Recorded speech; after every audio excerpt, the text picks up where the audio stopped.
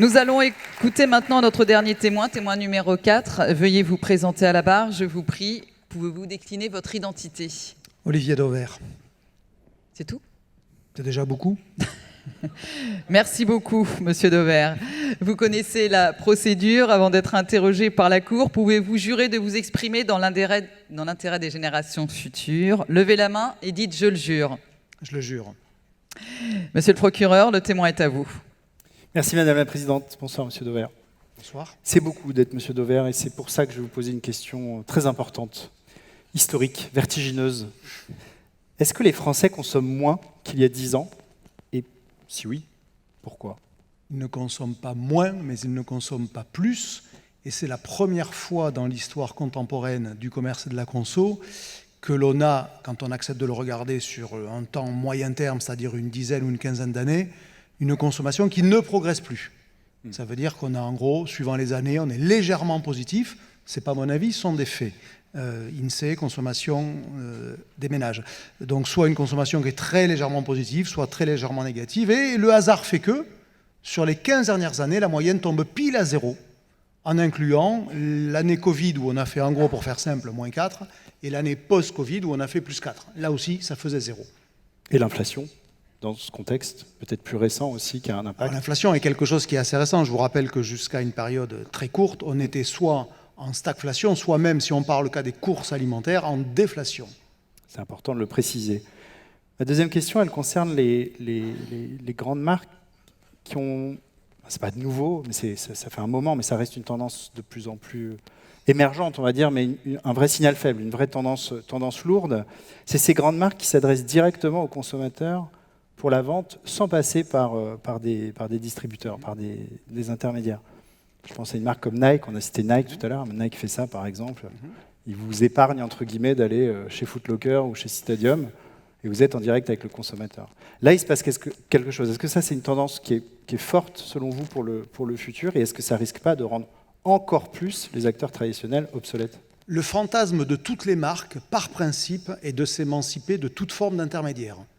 Un intermédiaire entre une marque et son utilisateur, ou son destructeur, si c'est de l'alimentation, puisqu'on détruit l'alimentation, c'est un empêcheur de marger en rond ou de relationner en rond. Je m'explique. Quand vous avez un intermédiaire entre celui qui a produit et celui qui consomme, l'intermédiaire, de manière naturelle, il prend une marge que le producteur préférerait conserver. De la même manière, quand il y a un intermédiaire entre le producteur et le consommateur, il forme une zone d'étanchéité relationnelle, de telle sorte que, quand je suis Danone ou Nike, je ne peux pas relationner directement avec mon consommateur, puisqu'entre les deux, j'ai soit Decathlon Intersport ou Intermarché, par exemple. Et donc, dès lors que la technologie a permis aux marques de transactionner, le verbe n'est pas joli, mais vous le comprenez, et de relationner avec le consommateur final, elles y sont allées, parce que c'est leur fantasme. Si, monsieur le procureur, vous avez un fantasme et que je vous permets de le réaliser... J'en ai. Ça leur fait du bien qu'on leur parle un peu de cul au procureur. Eh bien, à ce moment-là, vous serez content de le réaliser. Et bien, donc les marques, c'était leur fantasme. Désormais, le digital leur permet de le réaliser. Elles y vont. Alors par contre, ce n'est pas parce qu'elles y vont qu'elles sont toutes successful. Mais au moins, ça permet de réaliser ce fantasme. Et c'est pour ça qu'aujourd'hui, s'est développé cet acronyme-là qui est le D2C, le Direct to Consumer, et qui est plutôt en train de se développer que l'inverse. Merci pour ce cours d'économie accéléré, limpide. Et de sexualité assumée, pardon. Bien sûr, en sous-texte, quasiment. Tout à fait. Je voudrais qu'on revienne, on a abordé là, le potentiel de la technologie. Est-ce qu'on peut s'attarder un peu sur ça pour ma dernière question? On l'a évoqué avec le témoin précédent, mais selon vous, quel impact peut avoir l'intelligence artificielle sur les commerçants? Est-ce que vous n'avez pas l'impression que les plus gros acteurs, notamment de distribution, sont à la ramasse, à la traîne, en retard sur ce qui est en train de se passer? Est-ce qu'ils ont pris la mesure de l'évolution technologique qu'on est en train de vivre? Est-ce que ça ne va pas les fragiliser considérablement à très très court terme? L'intelligence artificielle a autant de définitions que de ceux qui en parlent. Donc si vous utilisez ce mot-là pour évoquer l'intelligence artificielle générative, à court terme, on n'a quasiment pas d'exemple successful dans le commerce. Si on prend le mot intelligence artificielle dans son sens un peu élargi, et qui est à mon avis le bon, qui consisterait à dire puissance de calcul, facteur 10 par rapport à ce que c'était il y a encore un an, ou 100 par rapport à il y a 2 ans, etc., etc., les commerçants, ils ne sont pas à la bourre là-dessus. Quand je me balade en magasin et que je vois par exemple que dans un rayon, j'ai des petites caméras qui sont juste à côté de l'étiquette électronique, qui regardent le rayon d'en face et qui sont capables, grâce à ce qu'on appelle de la computer vision, c'est l'intelligence artificielle, d'analyser les photos qu'elles prennent en permanence et de voir que le produit qui est en face, son stock diminue et qui va finir en rupture, et que ça génère une alerte pour qu'un employé vienne le mettre, et donc que le commerçant ne perde pas une vente et que le consommateur ait la disponibilité de la photo. Une entreprise française qui fait ça, par exemple, je n'ai pas le sentiment qu'elle soit larguée. Donc je trouve que le procès qui est fait en incompétence sur le sujet est un peu rapide, sauf si évidemment on parle d'intelligence artificielle générative, mais trouvément, qui fonctionne appliquée au commerce. Je ne dois pas sortir assez, mais je n'en ai pas vu. Ça arrive, ne vous inquiétez pas. Merci, monsieur Dauvert. Merci, monsieur le procureur. Maître, le témoin est à vous. On en apprend de belles ce soir sur les fantasmes du procureur. Vous en avez, vous? Moi, j'ai 0 fantasme. Quelle vie de merde. Je ne fais que mon devoir. C'est bien. Alors, on en reparlera au cocktail. Bon, vous avez été audiencé de manière... J'ai rien senti. Madame la Présidente, il va falloir vous reprendre. Il faut sévir. Dans les audiences préliminaires, vous nous avez dit quelque chose d'intéressant. Vous nous avez dit que le commerçant a un avenir s'il comprend qu'il doit vendre autre chose que son produit. Tout à l'heure, M. Jemel lui-même disait il faut qu'il soit vendeur, il faut qu'il soit loueur. C'est quoi l'avenir d'un commerçant? Qu'est-ce qu'il doit faire? C'est quoi ses mutations? S'il veut vraiment avoir cet avenir, qu'est-ce qu'il doit changer? Le bon commerce, c'est 3 mots. L'offre, les prix et l'expérience. Si vous avez le produit que le client veut, il y a des chances qu'il s'intéresse à vous. Si vous lui vendez pas le prix de la cocaïne, il y a des chances qu'il trouve ça intéressant. Et si tout ça se passe dans un cadre plutôt zéro tracas que 100% en merde, alors il reviendra chez vous. Je suis désolé, est-ce que vous mais le bon commerce, punchlines de notre témoin. Le bon commerce, il faut être assez bas de plafond pour le comprendre. Et donc, dans ces conditions-là, le commerçant a un avenir. Mais dès lors qu'il n'épouse pas les attentes de ses clients, qu'il vende de la confiture de fraises alors que tout le monde veut de l'abricot, il a beau la vendre pas cher, ça ne suffira pas. Donc en plus, je vous ai même donné les règles du bon commerce dans l'ordre. L'offre d'abord, le prix ensuite et l'expérience enfin. Et à ce moment-là, il ne peut rien lui arriver. Mais il ne faut pas qu'il cherche à compliquer une activité qui est infiniment plus simple que l'industrie. L'industrie, c'est créer from scratch des choses parfois très compliquées, y compris une fusée pour aller sur la Lune.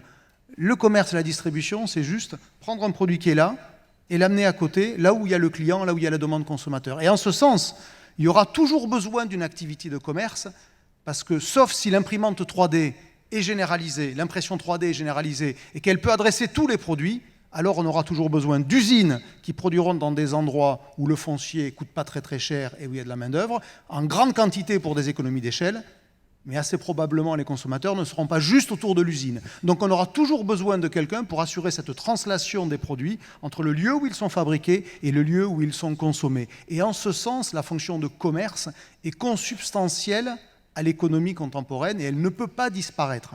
Par contre, est-ce que ce sera les mêmes commerçants demain qui l'assureront? Ça, on n'en est pas certain. Mais le principe même du commerce ne peut pas disparaître. Je crois qu'on peut s'arrêter là. Non, j'ai encore une question. Il me semble que vous aviez encore des questions. Ah, mais là, oui, mais là, il a plié le game. Donc, le commerçant ne fait pas que vendre. Dans le mot commerce, il y a l'idée d'un échange.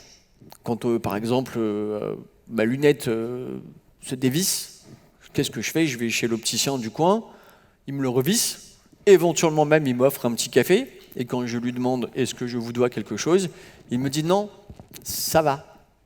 Sous-entendu, la prochaine fois que j'aurai besoin de lunettes, j'irai chez lui. Il y a donc quelque chose dans la transaction qui est intangible, qui est impalpable. Est-ce que ça peut encore continuer demain? C'est la notion de lien qui est elle aussi consubstantielle du commerce, mais à mon avis, que l'on rend trop automatique en expliquant que le commerce est par principe de l'homme, ou de la femme, bien évidemment. Quand vous passez en caisse et que vous êtes servi par un mal baisé ou une mal baisée, le niveau relationnel est proche de 0. Pardonnez ma familiarité, mais vous avez vos mots et j'ai les miens. il y a des moments où la qualité du lien est à 0, donc il ne sert à rien.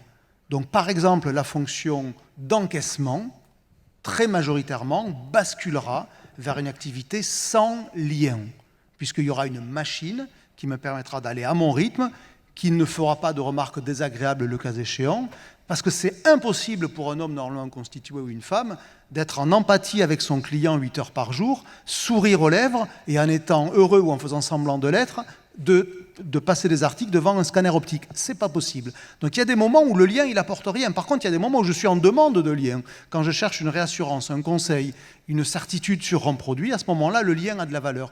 Donc moi, je m'oppose à l'idée que le commerce serait du lien par principe et qu'en général, il y en aurait partout. Non, il y a des endroits où le lien va disparaître parce que l'homme n'a aucune valeur ajoutée. Aucune. Voire même, il est source d'agacement et d'emmerdement. Et à l'inverse, il ne disparaîtra pas. On n'aura pas un commerce déshumanisé à 100%, mais est-ce qu'il y aura moins d'hommes et de femmes demain dans le commerce qu'aujourd'hui? Au risque de choquer, la réponse est oui. Moins d'hommes et de femmes. Mais je n'ai pas dit pas d'hommes et de femmes. Grosse nuance. Bon, cette nuance, il y en a un qui applaudit. Dernière petite question. Historiquement, le commerce s'est développé grâce au transport. Au courant 19e, le train a permis d'acheminer des produits en grande quantité et donc ça nous donne au bonheur des dames, ça nous donne les grands magasins. Aujourd'hui, il y a quand même un sujet environnemental autour de l'approvisionnement. On a parlé tout à l'heure du dernier kilomètre, mais il y a aussi autre chose que le dernier kilomètre, c'est faire venir des produits du monde entier. Est-ce que vous croyez à une relocalisation? Non. Ok. Non, parce que vous êtes dans la facilité intellectuelle en tentant de faire le lien entre des produits qui traversent la Terre et leur empreinte carbone. Vaut-il mieux un cargo avec 200 000 tonnes de marchandises dessus qu'un camion qui traverse la France au diesel? Si vous faites un poil l'effort intellectuel de regarder le bilan carbone jusqu'au bout, ramené au kilo de marchandises transportées, le cargo a une putain de valeur. Donc il faut arrêter avec ce simplisme qui consiste à dire parce que ça vient de l'autre bout du monde, c'est pas bien. C'est pas la distance qui compte. C'est le moyen de transport. Un peu d'ambition, maître. Écoutez, je n'en manque pas et je vous remercie beaucoup. Merci beaucoup, chers témoins. À tout à l'heure. Merci. Merci, maître. Merci, monsieur Daubert.